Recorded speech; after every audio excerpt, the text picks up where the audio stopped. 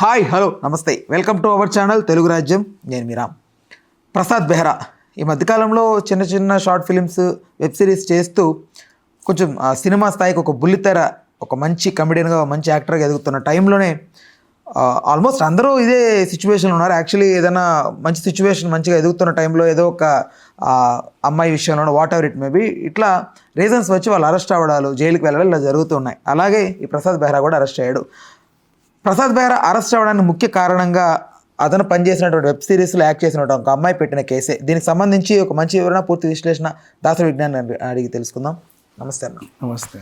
Actually ఈ మధ్యకాలంలో వీళ్ళు ఎవరైతే బయట సోషల్ మీడియాలో కనబడుతున్నప్పుడు ఫేస్ వీళ్ళు చూస్తే వీళ్ళ మాట తీరంతా చాలా హంబుల్గా చాలా వినమ్రతగా అట్లా మాట్లాడుతుంటారు.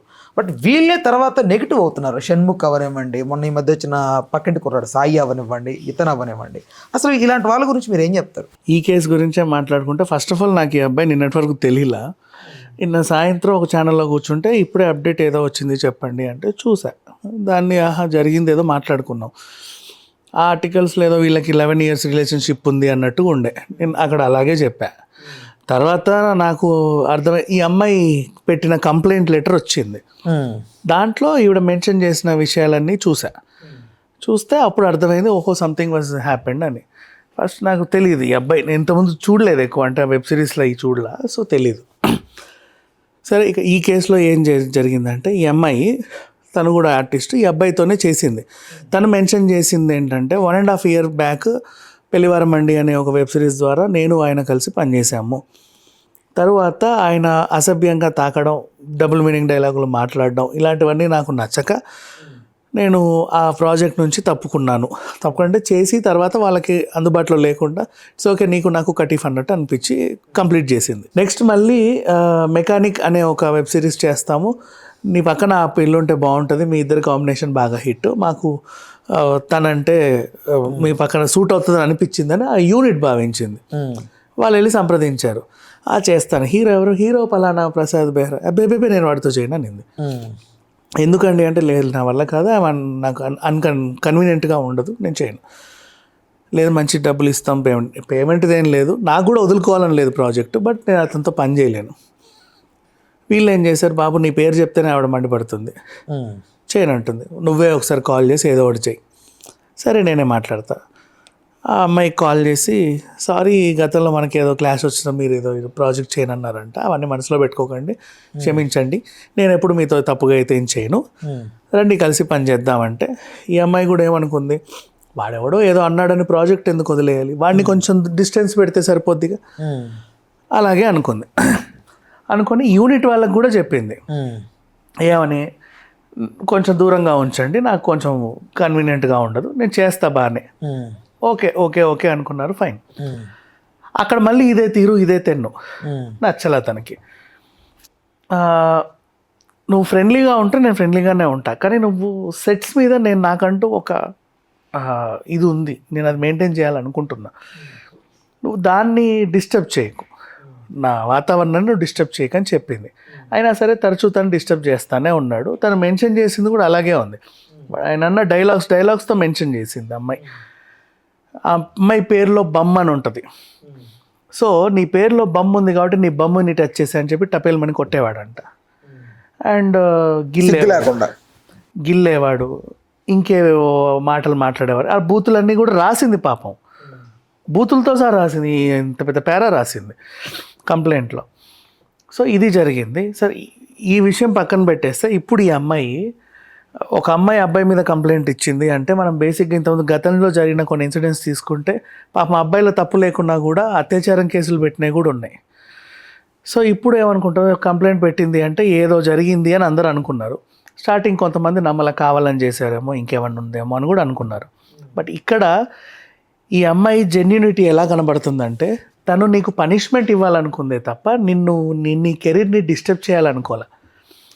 చెప్తుంటే నువ్వు వినట్లా, ఇదిగో నువ్వు ఇలాగే చేస్తే పోలీస్ కంప్లైంట్ ఇస్తా అనింది.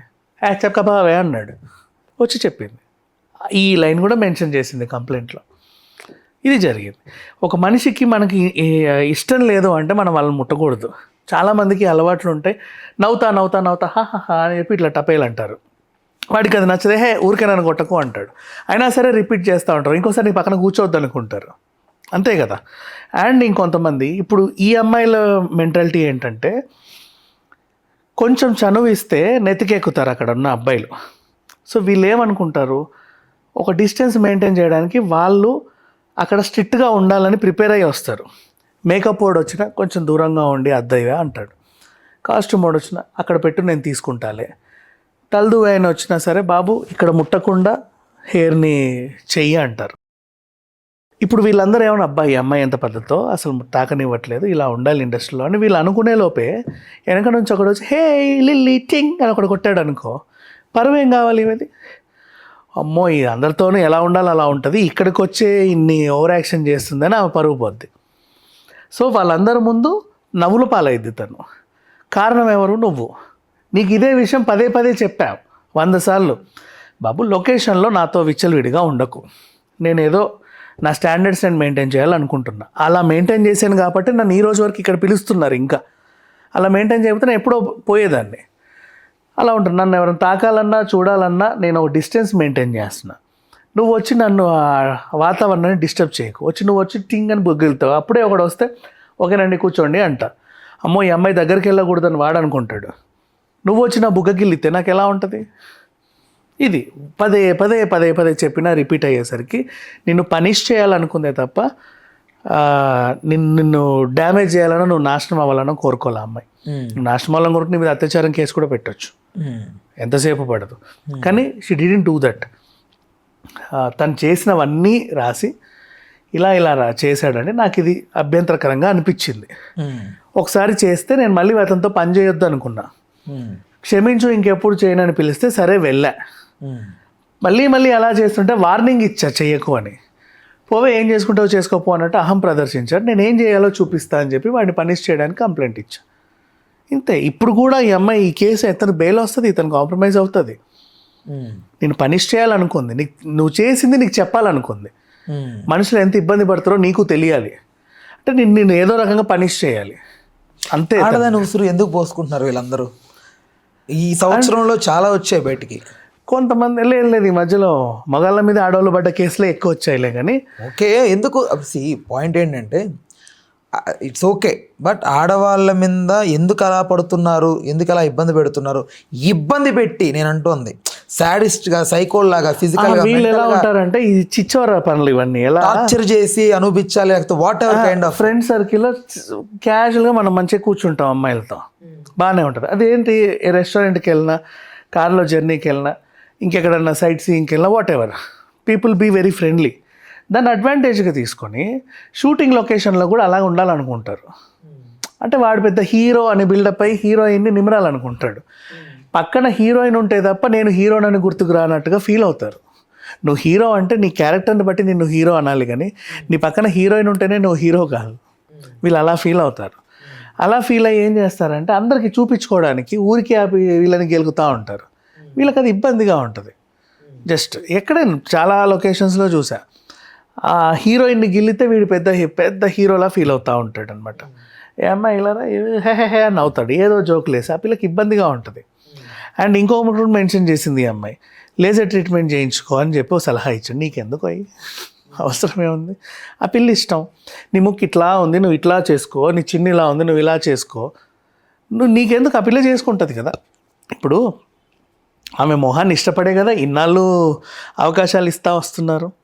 నువ్వెవడివి ఆవిడని మార్చుకోమని చెప్పడానికి, నీకేం రైట్ ఉందని. అది సంగతి. ఇట్లా ప్రతిదీ మెన్షన్ చేసింది, జెన్యున్గా మెన్షన్ చేసింది. తను కూడా ఎందుకు జెన్యున్గా మెన్షన్ చేసింది అంటే ఈ మధ్యకాలంలో అమ్మాయిల అబ్బాయిల మీద ఇలా కేసులు పెడితే నిజమా అబద్ధం అని పోలీస్ స్టేషన్లోనే అడుగుతున్నారు. నువ్వు జాకెట్ చింపుకొని వచ్చినా నిజంగా వాడే చింపాడా నువ్వే చింపుకున్నావు అని అడిగే పరిస్థితికి వచ్చింది. అంటే గతంలో కొంతమంది ఫేక్ కంప్లైంట్స్ ఇచ్చేసరికి ఇట్లా ఉంది పరిస్థితి. సో ఈ అమ్మాయి అలా నాకు నిందలు రాకూడదని pin to pin, dialogue to dialogue, అది బూతో రోతో అనవసరం మెన్షన్ చేసి మరీ రాసింది. బట్ ఎవరైతే ఇక్కడ మంచి అన్న ముసుగు వేసుకొని కెమెరా ముందుకు వచ్చి కొంచెం అప్పుడప్పుడే ఫేమ్ అవుతూ మంచి మంచి సూక్తులు చెప్తూ యాజ్ అ పర్సన్గా వాళ్ళు మంచి శుద్ధపూసలు అనిపించుకున్న వాళ్ళ ఒరిజినాలిటీ బయటకు వచ్చేసరికి మాత్రం ఇంత వరస్ట్ కైండ్ ఆఫ్ ది బయటపడుతుంది. రైట్, ఇప్పుడు ఓకే ప్రసాద్ బెహ్రాది జరిగింది, ఇంకా బయటకు వచ్చే ఛాన్సెస్ ఈ మధ్య కాలంలో పెరుగుతున్నాయి. బట్ అమ్మాయిలకి ఏదో ఒక రకంగా డ్యామేజ్ అవుతుంది కదా ఇది. నాకు డ్యామేజ్ అయినా పర్లేదని నేను తను కంప్లైంట్ చెప్పింది చూడు. అంటే అది అంతలా వేధిస్తే తప్ప మనుషులు బయటికి రారు.